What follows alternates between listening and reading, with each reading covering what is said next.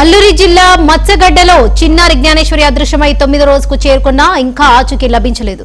చిన్నారి కోసం పోలీసులు, అటవీ శాఖ, ఎస్డీఆర్ఎఫ్, ఎన్డీఆర్ఎఫ్ బృందాలు విస్తృతంగా గాలింపు చర్యలు కొనసాగిస్తున్నాయి. ఇదిలా ఉండగా కేసును రాష్ట్ర ప్రభుత్వం అత్యంత ప్రాధాన్యంగా తీసుకుని ఎప్పటికప్పుడు పరిస్థితిని సమీక్షిస్తుంది.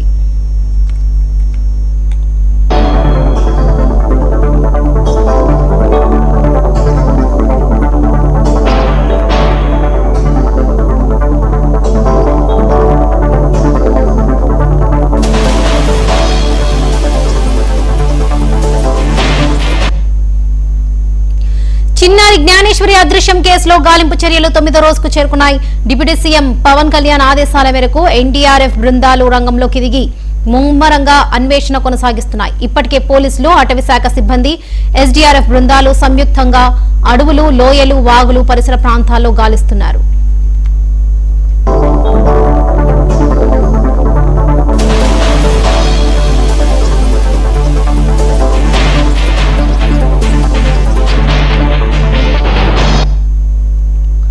చిన్నారి ఆచూకీ కోసం జీపీఎస్ ట్రాకర్ అమర్చిన పెంపుడు కుక్కను కూడా వినియోగించారు. అయితే ఆ కుక్క నిన్న మృతి చెందడం గాలింపు బృందాలకు ఎదురు దెబ్బగా మారింది.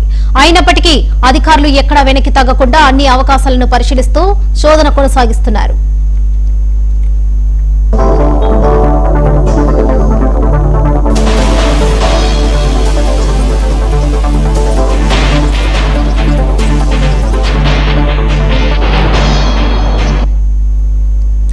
ఈ కేసుపై రాష్ట్ర హోంమంత్రి వంగలపూడి అనిత ఎప్పటికప్పుడు అధికారులతో సమీక్ష నిర్వహిస్తున్నారు.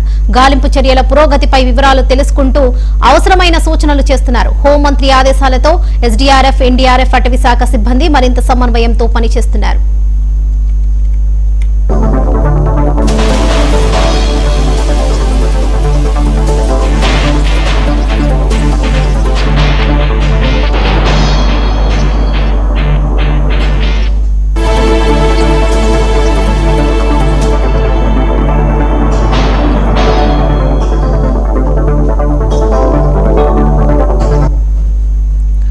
జ్ఞానేశ్వరి అదృశ్యం కేసులో ప్రభుత్వం పూర్తిగా అలర్ట్ గా ఉందని, చిన్నారి ఆచూకీ కోసం అన్ని శాఖల అధికారులు సమన్వయంతో పనిచేస్తున్నారని అనిత తెలిపారు.